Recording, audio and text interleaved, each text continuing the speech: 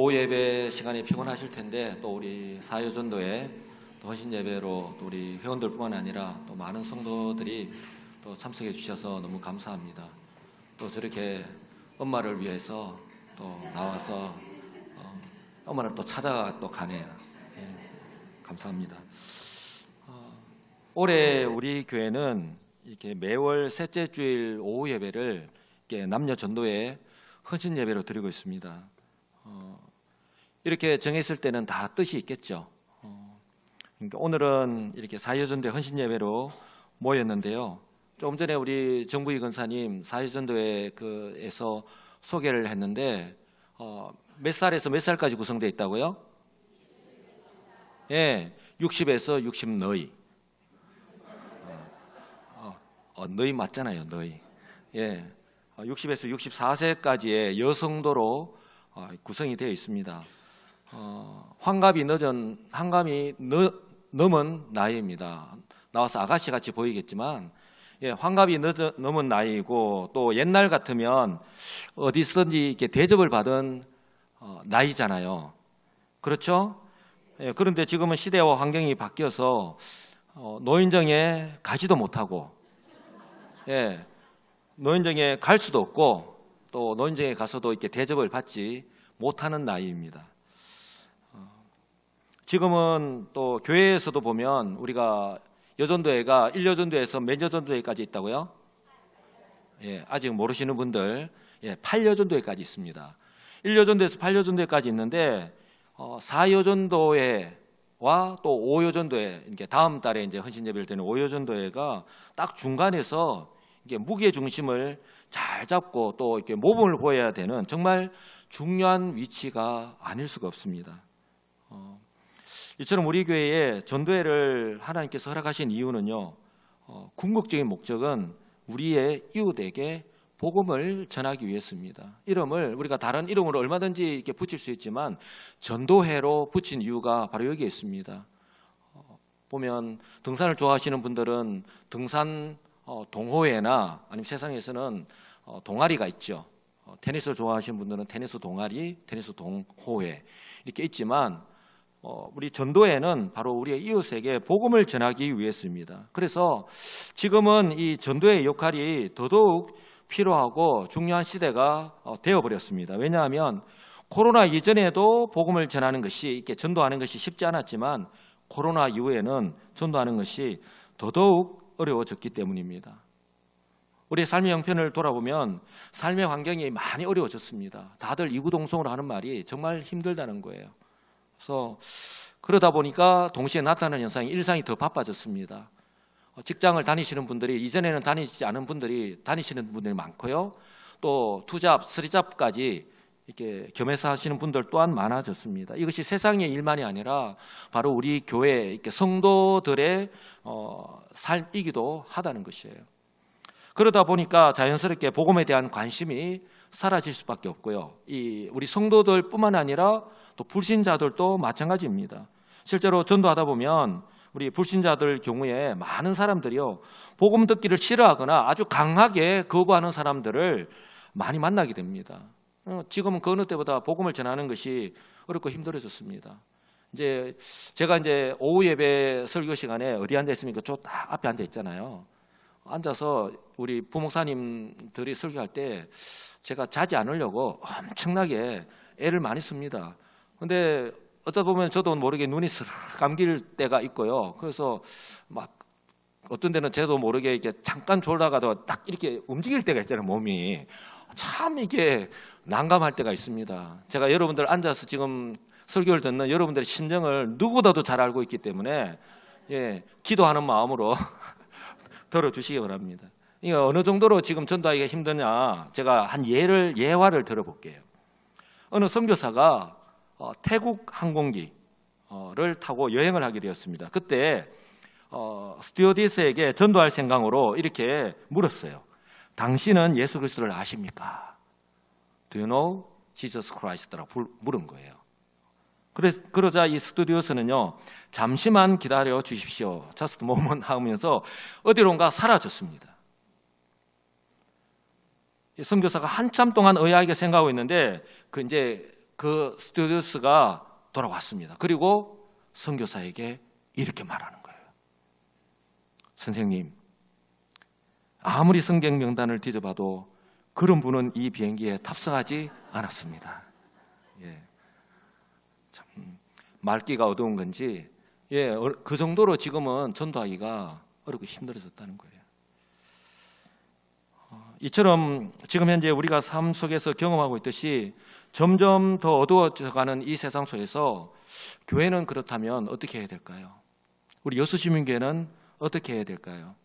여기에서 저는 위기는 기회라는 말이 있듯이 바로 교회의 존재감이 나타나야 된다. 교회의 존재감을 드러내야 할 때가 바로 지금이 아닐까 싶습니다. 왜냐하면 복음의 밝은 빛을 비추는 교회의 사명을 감당할 것인가, 많은 교회들이 지금 이제 중요한 결정을 해야 됩니다. 방향을 정하고 나아가야 됩니다.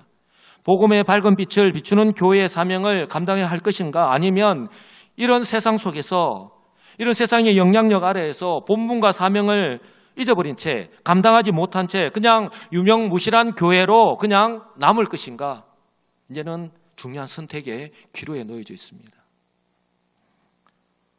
사랑하는 성도 여러분, 그러나 분명한 것은요, 바로 교회를 향하신 하나님 뜻은 여전히 변함이 없다는 사실입니다. 교회는 아무것도 하지 않은 채, 아무것도 하지 못한 채 정체되어 있으면 안 되는 이유가 바로 여기에 있습니다.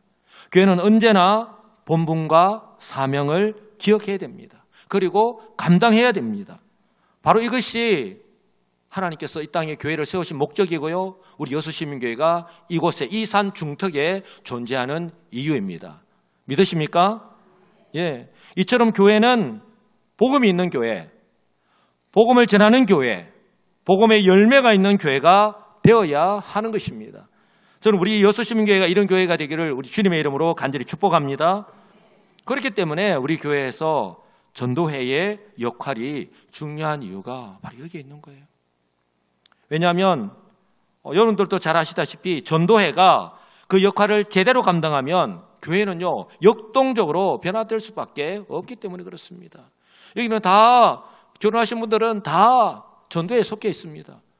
거꾸로 말하면 내가 속해 있는 전도회에서 내가 열심히 그 전도의 역할을 감당하면 우리 교회는요, 역동적으로 지금 우리가 기대하는 이상으로 변할 수밖에 없다는 거예요. 여러분, 혹시 우리 여수시민교회를 세워가는데, 우리 교회가 이렇게 점점 이렇게 세워져 가고 있는데, 우리 교회를 세워가는 세 가지 핵심 사역 무엇인지 혹시 아십니까? 제가 설교하면서 많이 강조를 했는데, 첫째는 바로 우리 교회 학교 교육입니다. 아무리 강조해도 지나치지 않는 것.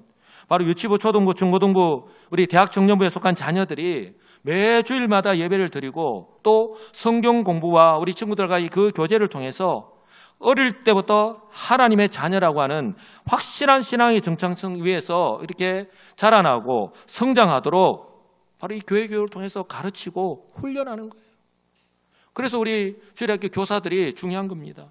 가정에서 부모들이 자녀들에게 신앙의 모험을 보이고 또한 가르치는 것이 쉽지 않지만 중요하듯이 우리 교회학교 교육 역시요, 쉽지 않고 중요하다라고 하는 사실을 꼭 기억하시고, 이런 측면에서 볼 때에 우리의 자녀들을 하나님 말씀을 가르치느라 수고하시는 우리 주일학교 교사들 위해서 기도하시고 격려해 주시면 감사합니다. 우리 교사들 위해서 한번 격려 박수 한번 할까요? 감사 박수 하겠습니다.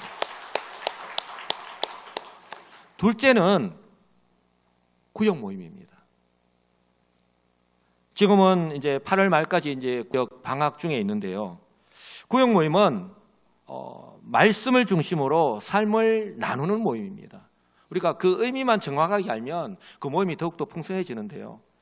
주보에 말씀의 요약이 나가고 밑에 깊이 생각해 봅시다라는 그 제목 아래에 문제가 2개 내지 3개가 나갑니다. 그래서 설교 말씀을 제대로 듣고 그 문제를 따라서 내가 한번 깊이 한번 고민해 보는 거예요. 제가 그냥 아무런 문제나 내는 것이 아니고요. 그래서 한번 좀 생각해 봤으면 좋겠다 싶은 내용들로만 그렇게 문제를 냅니다. 왜 이 구역 모임이 중요하냐? 얼마나 바쁩니까? 바쁘다 보니 모이는 것이 쉽지 않습니다. 그럼에도 불구하고 우리가 시간을 내어서 모이기를 힘써야 합니다. 히브리서 10장에 그냥 말씀만 기록된 것이 아니라 실제로 그런 시대가 되어버렸고요. 그러므로 우리 교회는 성도들은 어렵고 힘들지만 그럼에도 불구하고 모여야 하는 이유가 여기 있습니다. 여러분, 초대교회의 특징 가운데 하나, 우리는 초대교회 단순히 그냥 부흥이 되었다라고 하는 것만, 그래서 초대교회로 돌아가자고만 우리가 슬로건만 외치는데, 초대교회의 특징 가운데 하나가 무엇인지 아십니까? 사도행전 2장 말미에 보면은 매일, 한번 따라서 할까요? 매일 교회에 모였습니다. 예, 매일 교회에 모였습니다. 그들이 모였어요. 사도의 가르침을 받았고, 그것으로 끝나는 것이 아니라 서로 떡을 떼고 교제하고 기도했다는 거예요. 이 말은 다른 말로 표현한다면 하나님의 은혜를 받은 사람들이 그 하나님의 은혜를 떠나지 않으려고 그 은혜 안에서 살아가기 위해서 발버둥을 쳤다는 거예요. 어쩌면 이런 모습이 지금 우리에게 필요하지 않을까 싶습니다. 그들이 얼마나 주님의 은혜를 사모하였고 그 은혜 안에서 살아가기 위해서 얼마나 애를 썼는지 알 수 있는 대목입니다. 사랑하는 성도 여러분, 하나님께서 저와 여러분이 예수를 믿고 난 뒤에, 구원받고 난 후에 이 세상에서 성도로 살아가는 것, 바로 이 신앙생활은요, 나 혼자의 힘으로 어렵고 힘들기 때문에 바로 저와 여러분을 하나님의 때에 여수 시민교회로 부르신 줄 분명히 믿습니다.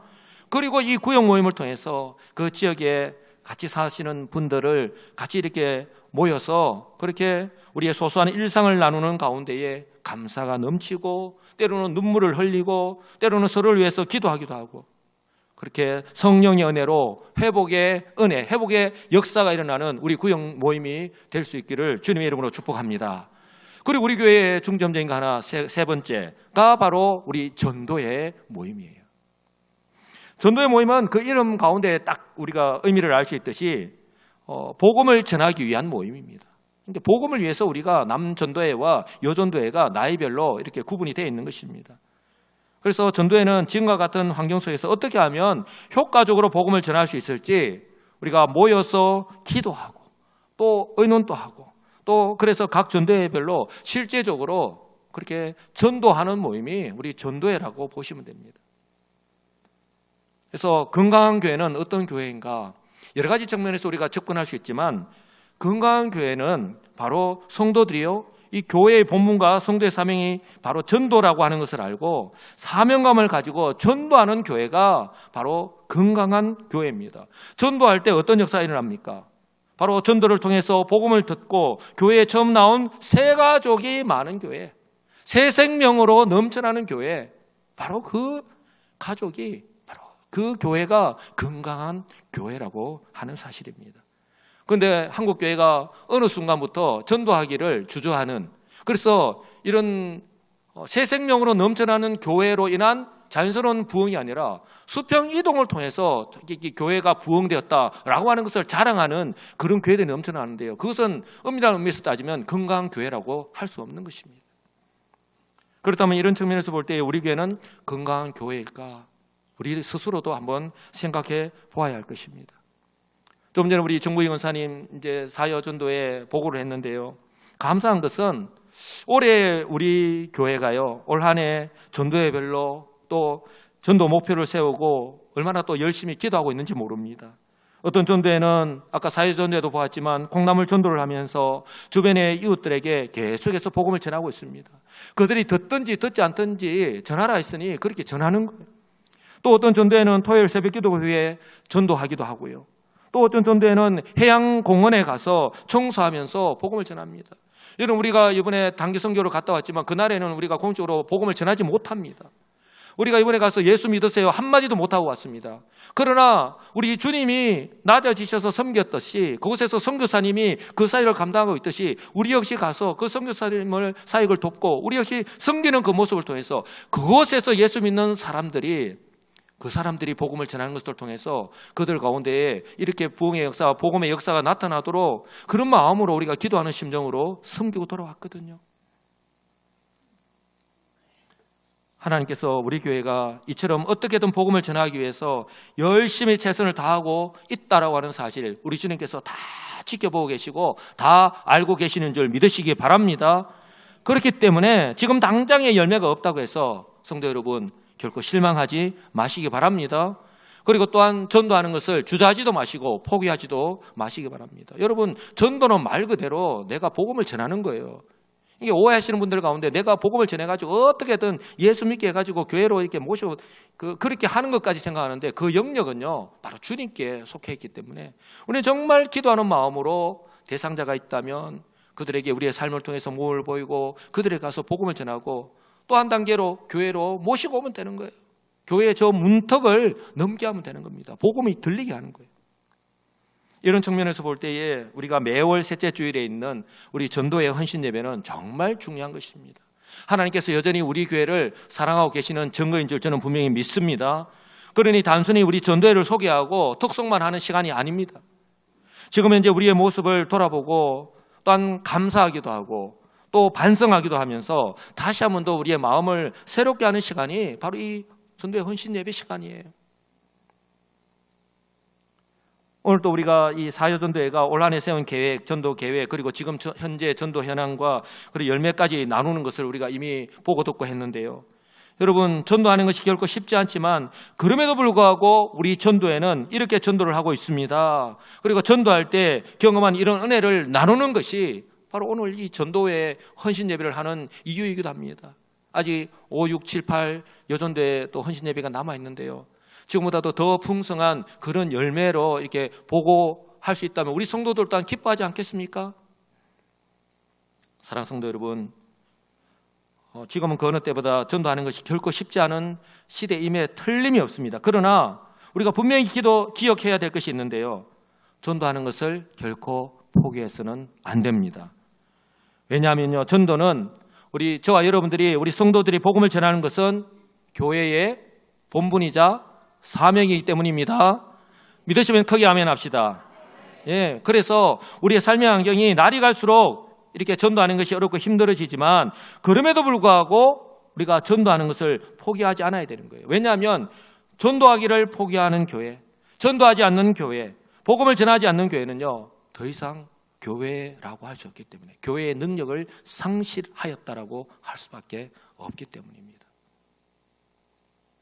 그래서 오늘 본문에서요 바울이요 우리 교회가 또 우리 전도회가 우리 성도들이 왜 복음을 전해야 하는지 가장 쉬우면서도 명확하게 그 이유를 말씀하고 있습니다. 오늘 14절을 보시기 바랍니다. 뭐라고 말씀합니까? 그런즉 그들이 믿지 아니하는 일을 어찌 부르리요? 듣지도 못한 일을 어찌 믿으리요? 전파하는 자가 없이 어찌 들으리요? 라고 말씀합니다. 그리고 15절에 보시면 보내심을 받지 아니하였으면 어찌 전파하리요? 기록된 바 아름답도다 좋은 소식을 전하는 자들의 발휘함과 같으니라. 바로 구약시대에 있는 구약시대 이사야서의 말씀을 인용하여서 바로 그렇게 말씀을 전하고 있습니다. 성도 여러분, 지금 바울이 무엇을 말씀하고자 합니까? 바로 저와 여러분이 듣고 믿고 또 구원받은 이 복된 소식을 전하는 자가 되어야 한다라고 말씀합니다.